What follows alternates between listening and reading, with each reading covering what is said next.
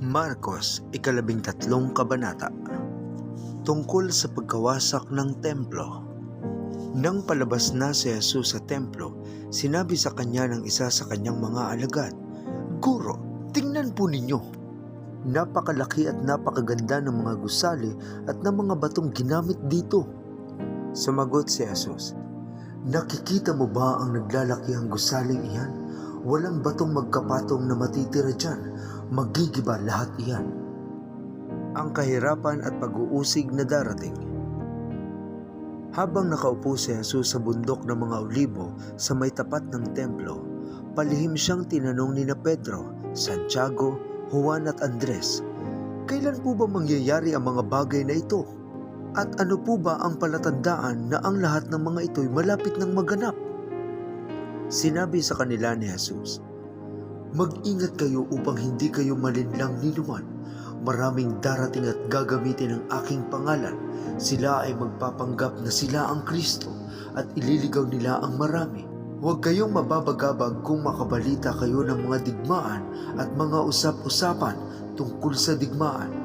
Dapat mangyari ang mga ito, ngunit hindi pa ito ang wakas, sapagkat maglalaban-laban ang mga bansa at ang mga kaharian, lilindol sa iba't ibang dako at magkakaroon ng mga tagutom. Ang mga ito'y pasimula pa lamang ng paghihirap na tulad ng nararanasan ng isang nanganganak. Mag-ingat kayo, sapagkat kayo'y darakpin at isasakdal sa mga kataas-taasang kapulungan ng mga Hudyo. Hahagupitin sa mga sinagoga at dadalhin kayo sa mga gobernador at mga hari ng dahil sa inyong pagsunod sa akin upang magpatotoo sa kanila. Ngunit kailangan mo nang maipangaral sa lahat ng bansa ang magandang balita. Kapag kayo'y dinakip nila at nilitis, huwag kayong mabahala kung ano ang sasabihin ninyo. Sa oras na iyon, sabihin ninyo ang mga salitang ibibigay sa inyo, sapagkat hindi kayo ang magsasalita, kundi ang Espiritu Santo. Ipagkakanulo ng kapatid ang kanyang sariling kapatid upang ipapatay. Gayon din ang gagawin ng ama sa kanyang anak, at lalabanan naman ng mga anak ang kanilang mga magulang at ipapapatay ang mga ito.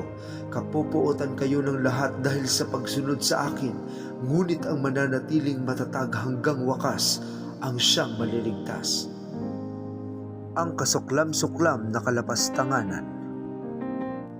Kapag nakita na ninyo ang kasuklam-suklam na kalapastanganan na nasa dakong di dapat kalagyan, unawaan ito ng nagbabasa. Ang mga nasa Judea ay dapat nang tumakas papuntang kabundukan. Ang nasa bubungan ay huwag nang mag-aksaya ng panahon na kumuha pa ng kahit ano sa loob ng bahay. At ang nasa bukid ay huwag nang umuwi pa upang kumuha ng balabal. Sa mga araw na iyon, kawawa ang mga nagdadalang tao at mga nagpapasuso.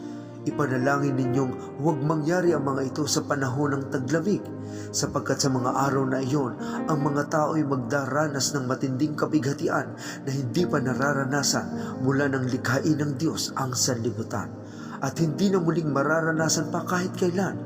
At kung hindi pinaikli ng Panginoon ang mga araw na iyon, walang sino mang makakaligtas, subalit alang-alang sa kanyang mga hinirang, pinaikli niya ang mga iyon.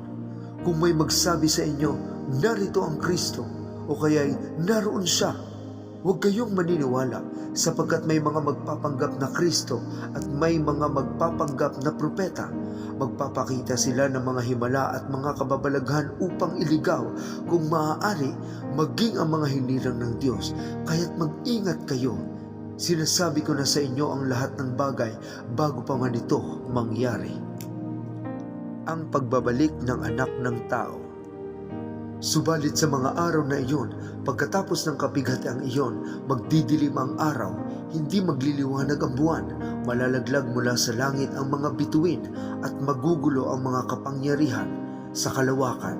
Pagkatapos, makikita nila ang anak ng tao na nasa ulap, may dakilang kapangyarihan at karangalan. Susuguin niya ang kanyang mga anghel sa 4 na sulok ng daigdig upang tipunin ng mga ito ang mga hinirang ng Diyos. Ang aral mula sa puno ng igos. Unawain ninyo ang aral mula sa puno ng igos. Kapag sumisibol na ang mga sanga nito at nagkakadahon na, alam ninyong malapit na ang tag-araw. Gayon din naman, kapag nakita ninyong nangyayari na ang mga bagay na ito, malalaman ninyong malapit na ang kanyang pagdating. Siya'y halos naririto na. Tandaan ninyo, magaganap ang lahat ng ito bago lumipas ang kasalukuyang salinlahi. Lilipas ang langit at ang lupa, ngunit ang aking mga salita ay mananatili magpakailanman. Walang nakakaalam ng araw o oras. Ngunit walang nakakaalam ng araw o ng oras na iyon, kahit ang mga anghel sa langit o ang anak man. Ang Ama lamang ang nakakaalam nito. Mag-ingat kayo at maging handa dahil hindi ninyo alam kung kailan ito mangyayari. Ang katulad nito ay isang taong maglalakbay sa malayo. Iniwan niya ang kanyang tahanan sa pamamahala ng kanyang mga alipin. Binigyan niya ang bawat isa ng kanya-kanyang gawain at inutusan niya ang tanod na magbantay. Gayon din naman, magbantay kayong lagi dahil hindi ninyo alam kung kailan darating ang Panginoon ng sambahayan. Ito'y maaaring sa takip silim, sa hating gabi, sa madaling araw, o kaya'y sa umaga. Baka siya'y biglang dumating at maratnan kayong natutulog. Ang sinasabi ko sa inyo ay sinasabi ko sa lahat, maging handa kayo.